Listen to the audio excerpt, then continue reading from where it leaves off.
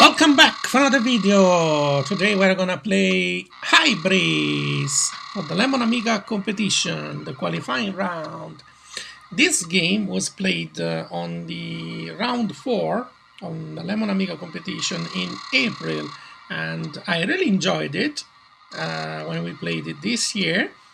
Unfortunately, during this qualifying round, I didn't have too many chances to play it for too long.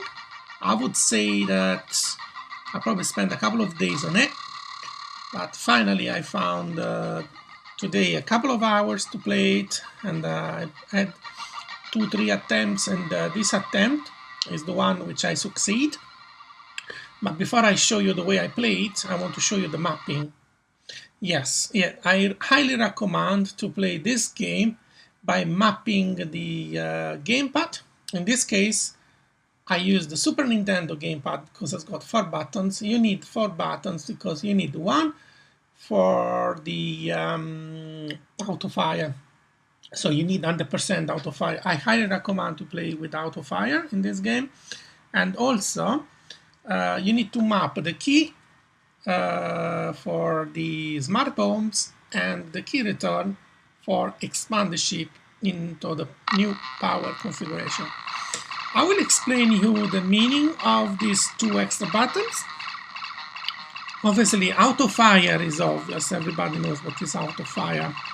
But the reason why I mapped also the action auto fire, because sometimes when you play Turrican, you need the button for auto fire, but you still need to use the fire button. So by mapping the button, one button of the gamepad to the auto fire, you can still use the normal fire button.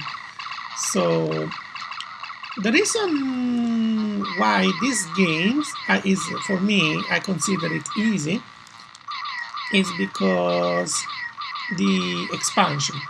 When you expand the ship, it becomes extremely powerful.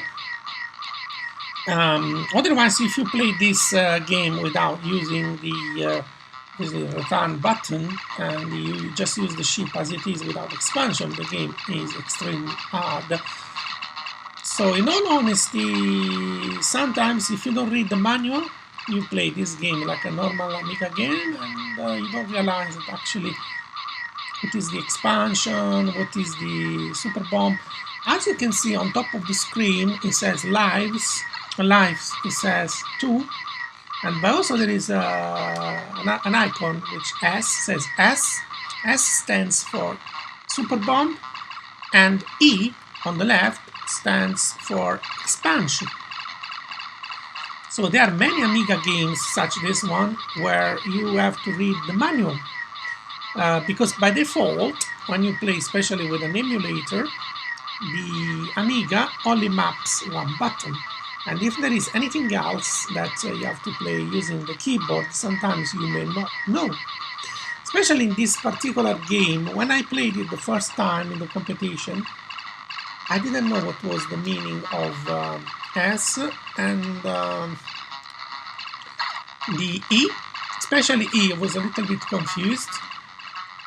And then I had to read the manual. I had to read the manual because I cannot figure it out. This is the purpose of this E. And then I went to the Lemon Amiga website, and in the manual page, I read about this return. If you press return, the ship will expand in its powerful setup.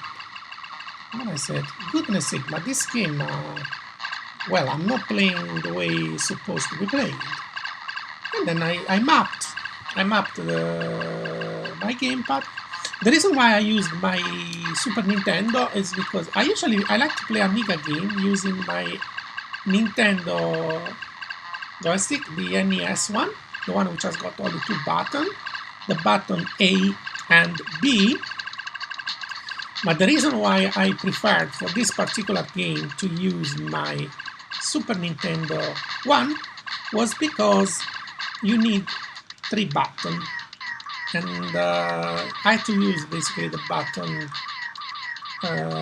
from the Super Nintendo, which was, as I showed you in the beginning earlier, had to map 3 buttons, and obviously, yeah, so I used that one. I bought them in AliExpress. I bought 3 joysticks for £12, so it's a USB controller, so I connect the USB controller using a USB port on my old Mac. I got a Mac from 2012, very old, which I mainly use it for playing game, Amiga game especially. I got a new Mac, which I use it for work. And I also got another laptop, which is a Windows machine, which I also use it for work and check emails and stuff like that. Usually I use Linux and Docker when I work with Mac, and Windows basically for checking emails and other stuff like that. Or sometimes I work with Windows using a VM, which is on a Linux operation system, and Docker installed basically on the VM. And I really rarely develop on a Windows machine. But I saw a couple of videos the other day where people, retro gamers especially, they really enjoy set up Batosera on a very old laptop. And I hope, if I have time, because now I'm very busy with my new job, to show you how to set up Batosera on a old laptop. And I told you I got 3 laptops. I got 2 Macs and 1 Windows machine, which I use for working. And I got another laptop, which I didn't use it for a couple of years because it's a very old Windows machine. It's actually relatively not very old. It's from 2020. It was only 5 years old, but it's very unusable because the OS became very, very slow, as every Windows laptop from, I mean, I cannot guarantee, but because I work on Mac for more than 15 years, I can see a huge difference between Mac OS and Windows. And this one that my wife bought, I think for about £300, £400 new in 2020, I'm gonna install Batosera, because Batosera is based on the Linux OS, and so I can transform that very slow laptop into a very fast Linux machine, because I think 90% of the power sometimes is on the OS. Sometimes the speed of the laptop depends also on the efficiency of the OS, and I can guarantee you that Linux works much faster than Windows. So, but yeah, I really love when I play on this old Mac, which is based obviously on using this FS-UAE, which is running on Mac. And even though my laptop is very old, it runs very smoothly, and I'm playing a lot of Amiga games, and I'm mapping the buttons and with these configurations.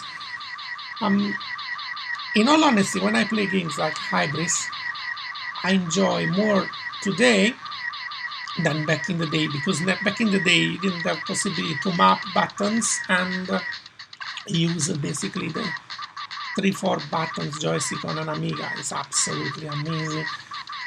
You cannot imagine how beautiful it is to play this game by mapping the buttons.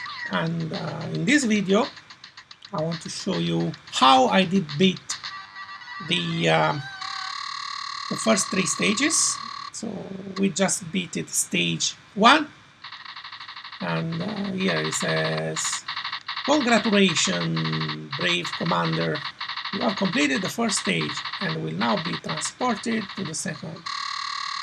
Yes, the Commander Junior Maverick. So as I said, this is a very good game.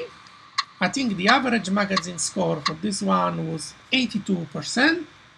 The average vote by users on the Lemon Amiga website. I think at the moment, which is 12 December 2025, the average score rate is 8.38%. It's almost sorry, 83.8%. Sorry, 83. Sorry, 8. I would say sorry, on the Lemon Amiga the score is 1 to 10. Sorry, it's 8.38%, which is a fantastic score. Myself, I rate it 90. Unfortunately, on the Lemon Amiga website, you cannot give a vote like 85%. For me, this game is 85%. I voted like 9 because for me it was 8.5. So it's a very nice one because I was used to read a lot this magazine review, and I was not a subscriber, but I was buying a lot of. I was reading a lot of reviews back in the days, and I was a big fan of magazines review, and I find it fantastic. You can go on the Lemon Amiga website and you can find the review also about these games. What I love about the community is that you can also see a review by other users. You can see comments, you can see things like that, which increase the value of the game as well. And also people sharing tricks, tips, and so on. So the Lemon Amiga competition also, it's really nice to play because I share with other players a lot of tricks and things like mapping or whatever. Sometimes it's true, you don't have time to play the game more than an hour or 2 hours or whatever. But sometimes if you take time to read the manual, it really makes the time that you play the game 10 times more enjoyable than actually try to play it. I would say, imagine you have only 2 hours to play this game during this 2 weeks period. My recommendation is just take 10 minutes to read the manual or look at some videos like mine, for example, this one. Spend like 10-20 minutes to look at the first part of the video. See how I did map the buttons, how to map the gamepad to the actions, because you can map any button to any action. For example, you can say when I press the button 0, I want to trigger the action like the space bar, because obviously pressing the button is much easier and quick. For example, now I press the space bar. Now I press the button that triggers the action space bar for the super bomb. This makes the game probably 10 times easier than what was in the past. This year, for example, we also played Cabal. Cabal, back in the days, also had only one button, so to throw a grenade had only one button. So I played the 2-button version, which made the game much more enjoyable. I would like to make another video about Turrican, because we played Turrican in the Lemon Amiga competition, approximately it was about a couple of years ago, and I also did map 4 buttons in that case, because you need 1 button for the grenade, another one for the laser, another one for shooting, so another one for the go, like a spinner. So I think a game like that, I really enjoy them. It makes the experience very good and enjoyable. So yeah, if you like more mappings and games like that can be played with a gamepad, not just with a normal 1-button Amiga joystick, tell me which game you believe that can be similar to Turrican or Hybris or whatever I mentioned earlier. So, like Turrican, for example. Yeah, these are probably the best Amiga experience in 2025. This game is absolutely amazing if you play like that with the expansion. Look, the ship become almost invincible. And look at that. So we got such huge I mean, you shoot about 50% of the screen. All the enemies which are in half of the screen, they get destroyed with this super power up. So I would say if you can, let's see, not lose a life, because I would say this game is extremely unforgiving. As you lose one life, basically you lose all this beautiful power up. So for example, now I lost one power up, which is no problem. If you lose one power up, it's okay. This is actually a good time. I did it on purpose because I lost all my E, and I said, okay, let's. If you get hit on the side, you lose only one power up. You don't lose a life. And then when you lose a power up, you can expand again. This is a good tactic to play Hybris because it's like a very clever idea. This is the way I usually play it. Unfortunately, playing with the strongest power up, it's a little bit tricky when you don't have any E left. So the idea that this is just my strategy, is to lose the power up to then expand. Because when the ship is not expanded, you have highly probability to die. And that's why this game is unforgiving in that way. But it takes very little time to be mastered, to be honest.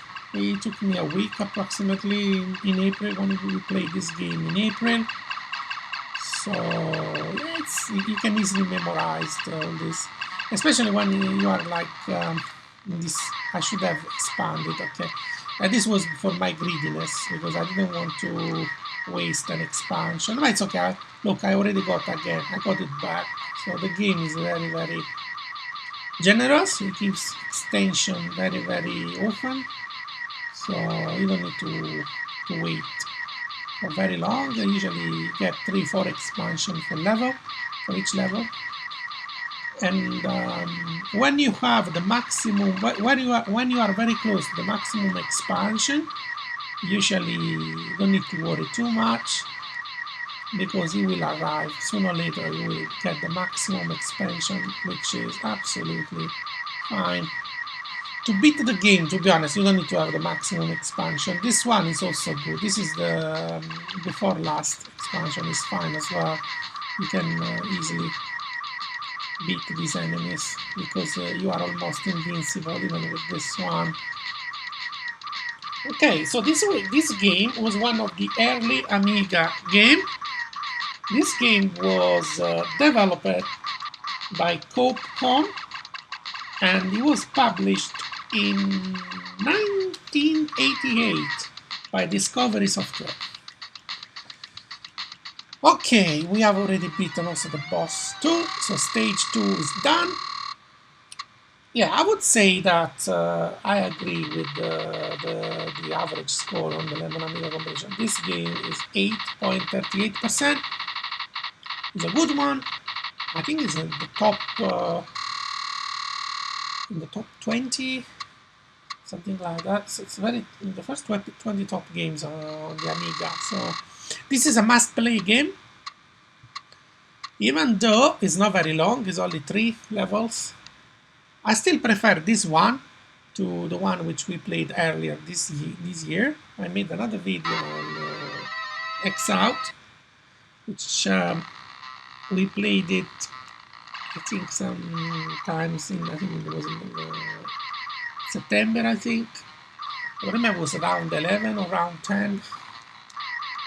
So yeah, this one, as I said, it was around 4. Yeah, you can play with other Amiga fans in a very friendly environment. So where we share tips and information about the games, about the manual.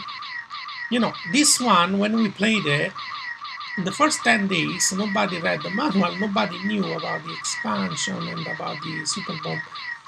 And obviously, if you play this on a real Amiga, this one is tough. I would not say this one is easy. This is not absolutely an easy game, because, I mean, you need to have a keyboard just in front of your hands so that you can quickly press the bar. the space bar and the return button. It's okay, but you need to get used to it.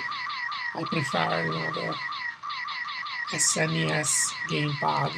It makes a massive difference for me. And as I said, I paid it £4 in AliExpress. And sometimes I got installed also OpenEMU, so sometimes I play my NES and SNES games, even though I play mainly the Amiga games. And I think I made that video last week, on my first video on the NES, and I played Little Samson. Yeah, but please let me know which are your favorite games from the 90s or even from the 80s. Which one you prefer playing? Are you a fan of the Amiga, or you like some NES game? Have you played any game with a PS1? PS1 is also a good one. You can play with, I heard with Batosera, you can have by default more than 65 emulator in one. So that one, very powerful. It's based on RetroArch. So the other day I tried to install RetroArch to play some Amiga games. But in all honesty, I believe the best emulator to play Amiga game on the Mac is FS-UAE, because RetroArch has got some limitation with the mapping. I didn't understand how to map 3 buttons to play an Amiga game, because it's a little bit tricky to do it. I'm not sure if you have actions, you can map actions on basically RetroArch, but I will try. I mean, I did install it and I didn't have enough time to. I would like to make a video on other emulators like OpenEMU to show you how do I play NES game or SNES. Obviously, Amiga is my favorite, and the reason why I'm very attached to the Amiga, because I still remember the day when I went with my mom to buy the Amiga, and so because it's a time where we never come back. The time when the beautiful days when my both parents were alive, and I remember that sometimes I was a naughty boy because I was playing too much. But yeah, now that my parents they both passed away, and when I played this game today, and I was remembering when I went with my mom, she was so kind with me and said, "Okay, Pasquale, you already have an NES, so you really want to have an Amiga?" And then I said, "My mom, the NES games are so expensive. I mean, I cannot afford to buy a new game every 10 days or once a month, because the NES for me was becoming a little bit too easy, and I was playing the same games all over again. Obviously, with the Amiga, I had 4 or 5 mates at school while we were splitting the cost of the game. Some games we were playing, we were buying the original. So, but with Amiga, you could make some copy of the original and share the cost. But obviously, with the Nintendo, you couldn't do that. Probably that's why the Commodore Amiga went bankrupt, because after 1994, obviously because too many people were not buying the original. Even though I remember with my friend, we bought the original of the Monkey Island 1 and 2. We bought the original. We bought the original of other games, but the majority of the games, obviously, everyone was getting a copy or the hacked version, which is very sad, because Then the Amiga died and went bankrupt. But probably the reason why the Amiga is so popular today, because it was cheap and available to everyone. I mean cheap, because you just need to buy a floppy disk and copy from a friend. He made it so popular. Another game which I had original was Sensible Soccer, but I think that game was so good that was inevitable to have not an original copy. But that was one of the best soccer game ever made on any console for me. I mean, Sensible Soccer for me was a must buy. And I bought original, probably 20, 30 games. I had original. Or another 20, 30 games I bought with my friends. We shared the cost. And I had hundreds of floppy disk, hundreds, probably 500, 600 floppy disk at home. So I feel a little bit shamed because obviously when you don't buy the original, it's always a shame because you don't support the developer, and probably that's why today, nowadays, you have opportunity to get redeemed. I saw a video today about the best Amiga game from 2025, and in the list of the top 20, I saw the Castlevania EGA. Which is a fantastic game, and the new version of Outrun. If you're a fan of Outrun, you should also try that one. And you can make a small contribution to the developer who built this version. So if you have an Amiga today, you can purchase the ADF online, making like a small contribution, to support the Amiga community. We are very close now to the end of this game. I hope you enjoyed so far. I explained you a little bit of story about the Amiga, the story about my mom bringing me to this small town near Naples called Benevento. And she said, "No, Pasquale, I'm gonna buy you an Amiga 500 because the Amiga, it's worth it. You have a lot of friends at school that they use the Amiga, you will share game with them.